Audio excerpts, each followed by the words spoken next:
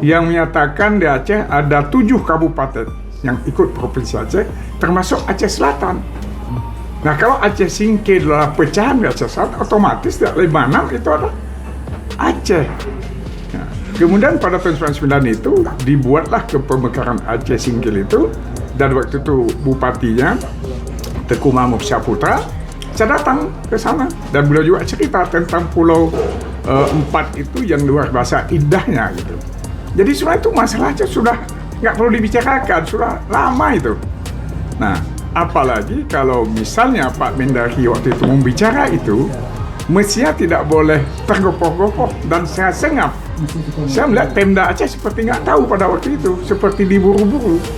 Padahal Undang-Undang PA yang tahun 2015 itu ada satu pasal yang menyatakan setiap pembicaraan terhadap Aceh itu perlu dibicarakan, dikonsultasikan dengan Pemda Aceh dan DPR Aceh. Itu nggak dilakukan. Nah, kemudian ketika itu nggak dilakukan yang undang-undang, Pak Mendagri bikin keputusan menteri. Secara strata hukum kan di bawah undang-undang. Jadi sebenarnya Pak Mendagri boleh dibilang ini melawan hukum.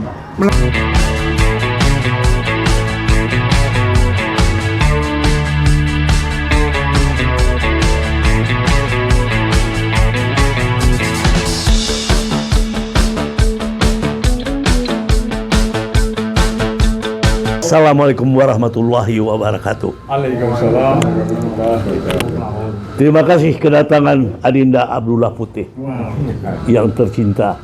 Amin. Sudah saya dengar tadi testimoni dari Pak Taufik. Saya memang benar yang diucapkannya itu PKI gaya baru, Jokowi adalah otaknya. Kenapa? Dia menerbitkan Kepres 17 tahun 22 yang dianggap itu korban daripada Angkatan Darat TNI, korban dari keluarga PKI, dengan impres yang dia ciptakan itu saya minta kepada Prabowo harus dibatal. Itu penghinaan terhadap TNI. Kalau saudara Prabowo sebagai Presiden Republik Indonesia itu harus dia cabut, dia batalkan Kepres yang ditandatangani oleh Jokowi tahun 2023, Kepres 17 dengan impres.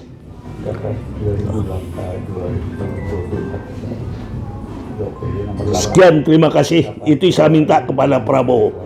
Wabillahi taufik wal hidayah. Wassalamualaikum warahmatullahi wabarakatuh.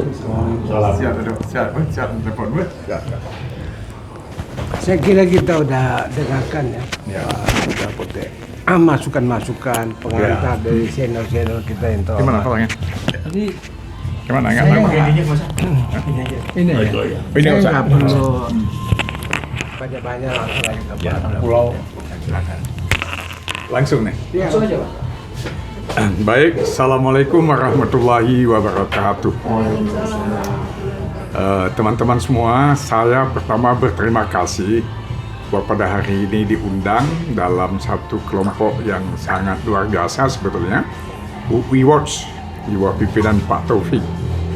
Dan yang mengundang saya ini adalah kanda saya, Pak Hasrul Harudin, kawan lama dulu Pak ya. Iya. Nah, jadi sampai di sini kemudian ternyata mereka bapak-bapak kita di sini ada Pak Sayuti juga berbincang dan mengapresiasi tentang apa yang terjadi pada kes 4 pulau di Aceh Singkil kemarin.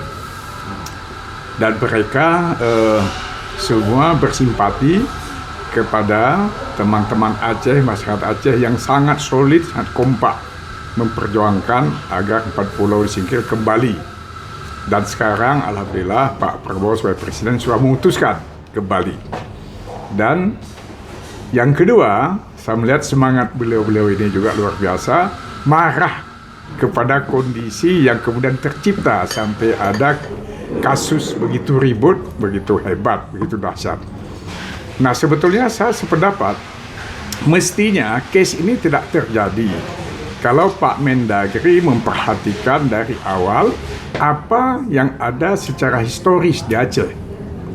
Nah, yang pertama, itu kebetulan ada undang-undang tahun 1999, setahun kemudian saya gubernur di Aceh, itu terbentuknya Aceh Singkil, yang merupakan pecahan dari Aceh Selatan. Dan pecahan dari Aceh Selatan ini pada waktu Provinsi Aceh dibentuk tahun 56 juga ada undang-undang yang menyatakan di Aceh ada 7 kabupaten yang ikut Provinsi Aceh, termasuk Aceh Selatan. Nah, kalau Aceh Singkil adalah pecahan dari Aceh Selatan, otomatis di 56 itu ada Aceh.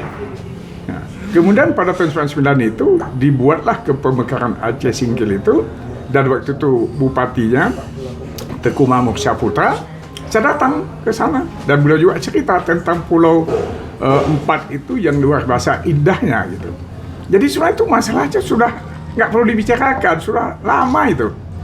Nah, apalagi kalau misalnya Pak Mendagri waktu itu membicara itu, mestinya tidak boleh tergopoh-gopoh dan saya sengap. Saya melihat Pemda Aceh seperti nggak tahu pada waktu itu, seperti diburu-buru. Padahal Undang-Undang PA yang tahun 2015 itu ada satu pasal yang menyatakan setiap pembicaraan terhadap Aceh itu perlu dibicarakan, dikonsultasikan dengan Pemda Aceh dan DPR Aceh. Itu nggak dilakukan.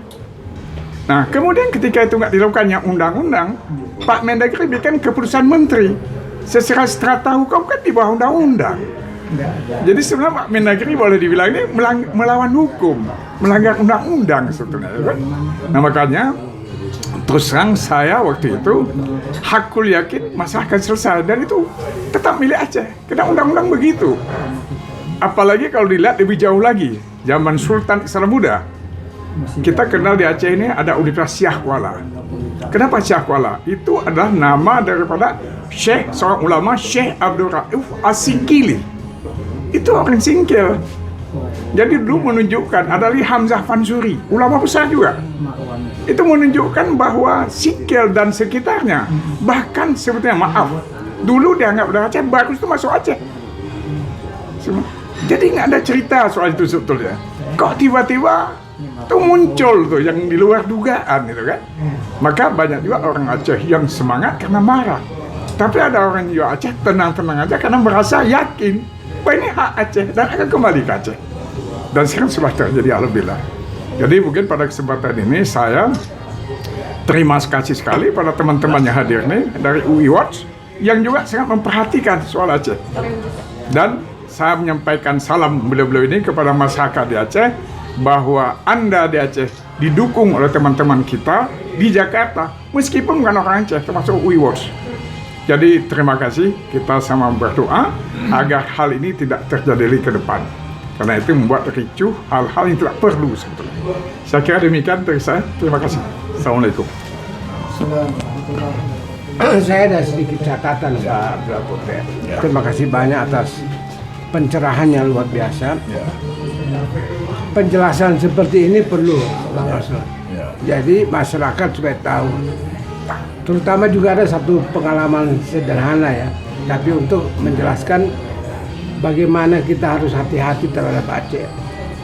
Aceh ini dulu, saya waktu di istana, banyak sekali dokumen intelijen. Dan kalau dikirim ke presiden, saya baca. Dan itu banyak sekali menceritakan tentang masalah-masalah kemanusiaan di Aceh. Dan saya nggak kuat, kan terlalu banyak cerita yang nggak enak, kekerasan dan sebagainya. Jadi pada waktu bikin Undang-Undang Nomor 11, kebetulan saya salah satu di antara. Nah, waktu itu saya bertanya kepada Pak Yusuf Kalla, kenapa judulnya ini Undang-Undang Pemerintahan Aceh? Karena buat saya itu bisa nanti tidak enak dengan pemerintahan Indonesia. Tapi jawabannya Pak Yusuf Kalla itu dari segi kemanusiaan itu bagus. Udahlah Saiti, udah terlalu banyak kekerasan berdarah, tindakan kekerasan. Udahlah, biar jangan lagi terlalu banyak korban, bikin aja. Jadilah undang-undang itu dengan sejumlah kekhususan selain dari dana otonomi khusus dan sebagainya. Jadi ada berapa kekhususan. Misalnya daerah-daerah lain itu pembangunan bisa para ulama hanya berdoa saja terakhirnya. Kalau di Aceh mereka harus ikut serta dalam perencanaan. Ada dewan adat, ada dewan ulama, ada berbagai perangkat yang membuat mereka itu lain dari yang lain. Termasuk soal tanah juga. Itu ada kekhususan di sana. Jadi kita wajib kaget kalau tiba-tiba ada putusan yang melanggar semua kepatutan adab-adab dalam rangka semangat investasi. Saya kira ini perlu jadi catatan bahwa investasi itu dia harus ada dasarnya. Dasarnya itu ada tatanan yang stabil. Orang nggak bisa membawa investor ke Indonesia kalau gayanya preman, ya kan? Main tabrak sana, tabrak aturan sini, investor juga takut. Bagaimana Pak bilang? Betul. Jadi saya kira kita harus dudukkan soal investasi. Jangan hanya atas nama investasi, semua aturan dilanggar. Akhirnya nanti investor ini juga digugat di kemudian hari. Jadi saya kira ini perlu diluruskan. Hubungan antara Aceh dengan Sumatera Utara yang bagus bisa jadi rusak karena tindakan kita oknum yang gegabah, tidak memperhitungkan hal-hal yang sensitif seperti itu. Jadi itulah yang membuat Pak Taufik Baudin tadi dengan semangat mengungkapkan mungkin kemarahan ya, bahwa wajar lah karena mestinya tidak ada apa-apa mestinya, ya kan? Dibikin jadi masalah kemudian seolah-olah selesai dengan pernyataan bersama. Semangatnya bagus tapi dia tidak punya alas undang-undang. Status penyelesaian bersama secara hukum itu di mana tempatnya? Itu kan masalah. Kita selama ini selesaikan peraturan bahkan peraturan perundang-undangan. Jadi ternyata ini masalah yang dibikin sendiri oleh kita. Akhirnya jadi timbul masalah yang biayanya terlalu besar. Tadi Pak Taufik itu menjelaskan ada mungkin beberapa hal yang belum disampaikan secara tuntas.